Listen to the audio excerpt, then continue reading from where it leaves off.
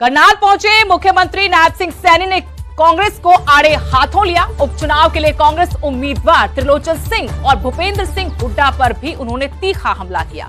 CM ने कहा कि कांग्रेस के नेताओं से भ्रष्टाचार की बू आती है। वहीं त्रिलोचन सिंह से टक्कर पर सीएम ने कहा कि चुनौती तो पिछली बार भी दी गई थी। वहीं भूपेंद्र सिंह हुड्डा पर सीएम ने तंज कसते हुए कहा कि 4 जून के बाद भूपेंद्र सिंह हुड्डा कहीं प्रदेश में नजर नहीं आए। तो पोर्टल हटा देंगे हम। जब इस प्रकार की बात पोर्टल की करते हैं तो कांग्रेस के जो नेता हैं उनके मुंह से भ्रष्टाचार की बू नजर आती है कि ये भ्रष्टाचार को जन्म देने की बात कर रहे हैं। क्योंकि आज लोगों को चाहे आयुष्मान कार्ड है, चाहे बीपीएल कार्ड है, उसका घर बैठे ही बन रहा है। और ये सुविधा अगर किसी ने दी, ये हमारी सरकार ने दी है। उनको कहीं चक्कर काटने की जरूरत नहीं है। कल आए थे लेकिन करनाल लोकल बड़े नेता गायब थे कांग्रेस के। ये भी हुड्डा साहब भी 4 जून के बाद गायब हो जाएंगे। सोनीपत लोकसभा सीट से कांग्रेस उम्मीदवार सतपाल ब्रह्मचारी ने जींद में अपने कार्यालय का उद्घाटन किया। इस दौरान उन्होंने पूर्व सीएम मनोहर लाल को मुख्यमंत्री पद से हटाए जाने को लेकर निशाने पर लिया। सतपाल ब्रह्मचारी ने कहा कि इनको तो गांवों में घुसने तक नहीं दिया जा रहा, जगह जगह इनका विरोध हो रहा है।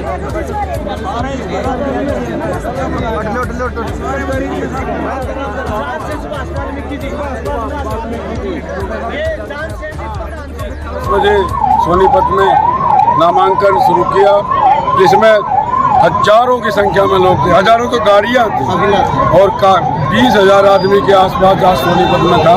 ये कांग्रेस के विधायकों की देन है, कांग्रेस के नेताओं की देन है, कांग्रेस के कार्यकर्ता की देन है।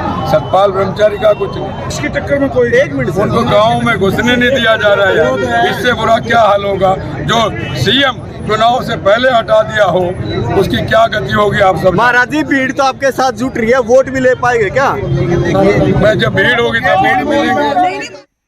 कुरुक्षेत्र से बड़ी खबर। नवीन जिंदल ने आज कुरुक्षेत्र लोकसभा सीट से अपना नामांकन कर दिया है। मुख्यमंत्री नायब सिंह सैनी उनके नामांकन के दौरान मौजूद रहे और कहा कि प्रदेश में 11 जगह कमल के फूल खिलेंगे। इसके अलावा उन्होंने एक बार फिर कहा कि लोगों का जो समर्थन है वो उनको मिल रहा है। 10 लोकसभा और 1 विधानसभा सीट बीजेपी जीतेगी।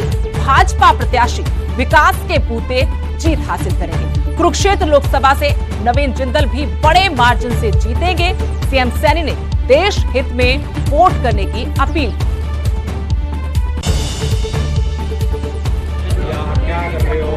नॉमिनेशन फाइल किया है और हरियाणा की हम 10 की 10 लोकसभा की सीटें जीतेंगे।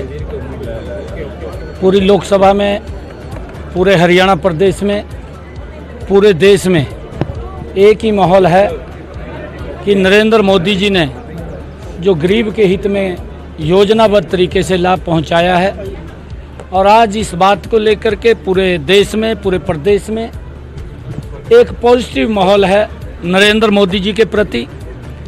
नवीन जिंदल जी यहाँ से बहुत बड़े मार्जिन से सीट जीत करके नरेंद्र मोदी जी को तीसरी बार प्रधानमंत्री बनाने का काम करेंगे। भावुक भी हो रहा हूँ कि सब लोगों का इतना मुझे प्यार और आशीर्वाद सब जगह मिल रहा है। मैं सभी से आज के दिन में ये अपील करना चाहूँगा कि मेरे मन में बहुत से सपने हैं। जैसे कि अभी हमारे माननीय मुख्यमंत्री जी ने कहा, नायब सैनी जी ने, कि हम चाहते हैं कि हरियाणा का चौमुखा विकास होना चाहिए। कुरुक्षेत्र संसदीय क्षेत्र के नायब सैनी जी अभी तक सांसद भी रहे, इनको पूरे एक एक गांव का, एक एक इलाके का इनको मालूम है। और हम मिलकर, हम कुरुक्षेत्र संसदीय क्षेत्र का, हम रादौर से लेकर और गुलाचीका तक, कैथल, पुंडरी, कलायत, शाहबाद, थानेसर, पेहवा, लाडवा, सभी इलाकों का जो है हम चौमुखा हम विकास करेंगे। कुरुक्षेत्र से भाजपा उम्मीदवार और उद्योगपति नवीन जिंदल से न्यूज 18 ने सुपर एक्सक्लूसिव बातचीत की है। नामांकन भरने के बाद सबसे पहले नवीन जिंदल ने न्यूज 18 पर हर सवाल का बेबाकी से जवाब दिया। चुनाव चल रहा है और कुरुक्षेत्र लोकसभा सीट से भारतीय जनता पार्टी ने उम्मीदवार बनाया है उद्योगपति नवीन जिंदल जी को। उद्योगपति नवीन जिंदल जी हमारे साथ हैं। आज नामांकन भर करके और पहुंच रहे हैं, उनसे बातचीत करेंगे, पूरे चुनाव सिनेरियो के बारे में जानेंगे। आज नामांकन भरा है, बहुत बहुत बधाई आपको। बहुत बहुत धन्यवाद। और आज जो है बहुत बड़ी संख्या में लोगों ने आकर के अपना आशीर्वाद दिया, प्यार दिया, और सभी पहले साधु संतों ने दिया और पूरे जगह से जितने भी चाहने वाले थे सब लोग पूरे 9 हल्कों में से लोग आकर के, मैं समझता हूँ 50-60 हजार लोग जो है आज आए और रैली में आकर के सबने जो है अपना आशीर्वाद दिया। नवीन जी, कैसे देखते हैं इलेक्शन को, क्योंकि आम आदमी पार्टी कांग्रेस एक हो गई है इस इलेक्शन के अंदर, जो एक दूसरे के खिलाफ होते थे आज दोनों इकट्ठे मिल करके चुनाव लड़ रहे हैं आपके खिलाफ। देखिए, ये सब लोग समझते हैं कि कांग्रेस पार्टी और आम आदमी पार्टी ये हमेशा तो इनका कुत्ता बिल्ली का बैर था, हमेशा एक दूसरे को ये बुरा ही कहते थे, भला तो कभी नहीं कहा।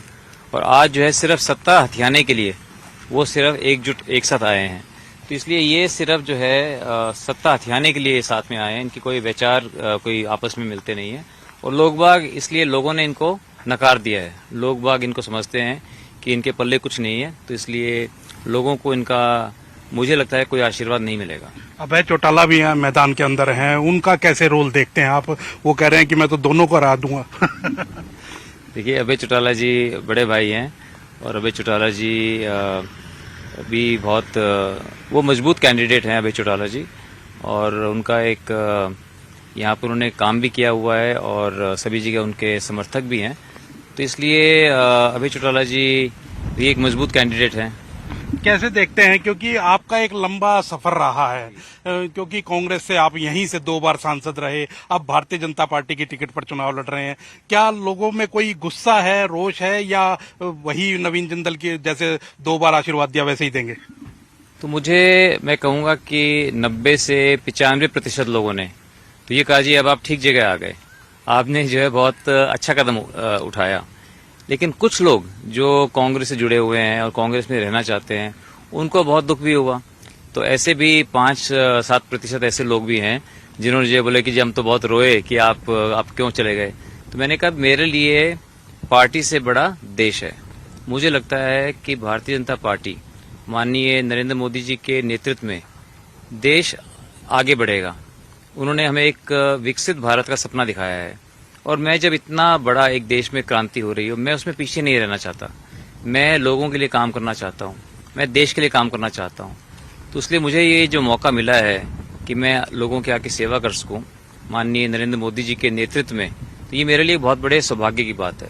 तो फिर वो लोग भी इस बात को मानते हैं और वो लोग बोलते हैं कि जी हम आपके साथ हैं, हम जानते हैं कि आप लोगों की सेवा करना चाहते हो, और वो लोग जो है, इसलिए लोगों का मुझे बहुत समर्थन, आशीर्वाद मिल रहा है। एक बड़े उद्योगपति के रूप में आपकी पहचान है, आप देश विदेशों में लगातार रहते हैं। अब जिस तरह से एक खेतों के अंदर उतरना पड़ा है, अब के आम आदमी से मिलते हैं, एक चाय वाले के पास जाते हैं, एक ढाबे वाले के पास बैठते हैं, कैसे लगता है जीवन में कि हाँ, पहले भी हालांकि 2 बार आप MP रहे हैं और आपका पूरा राजनीतिक परिवार है, अब कैसा लगता है आपको, क्योंकि काफी साल से अब राजनीति दूर थे? तो देखिए, थोड़ी पिछले 5 सालों से प्रैक्टिस इसकी कम हो गई थी, और लेकिन अब जब दोबारा आ रहा हूँ तो मुझे बहुत अच्छा लगता है। लोगों से मिलना, लोगों की बातें सुनना, लोगों की तकलीफों को जो है दूर करना, मुझे अच्छा लगता है। अब जो लोग दिखाते हैं कि देखो जी आपकी गोद में ये 25 साल पुरानी फोटो है, ये आदमी गोद में था, ये देखो जी आपके सामने, लोग लाके फोटो दिखाते हैं कि देखो जी हम बच्चे थे, अब हमारे स्कूल में आए थे, अब हम देखो जी अब उनकी दाढ़ी आई हुई है। तो इसलिए बहुत अच्छा लगता है। लोगों से एक मजबूत रिश्ता है, एक पारिवारिक रिश्ता है, और ये बचपन से हमने देखा है अपने पिताजी को करते हुए, और पिताजी ये कहते थे कि लोगों के आशीर्वाद से परमात्मा ने हमें सब कुछ दिया, तो हमारा फर्ज बनता है कि हम लोगों के काम आए, हम दिखाएं कि जब कोई व्यक्ति सेवा के भाव से राजनीति में आता है तो क्या कर सकता है।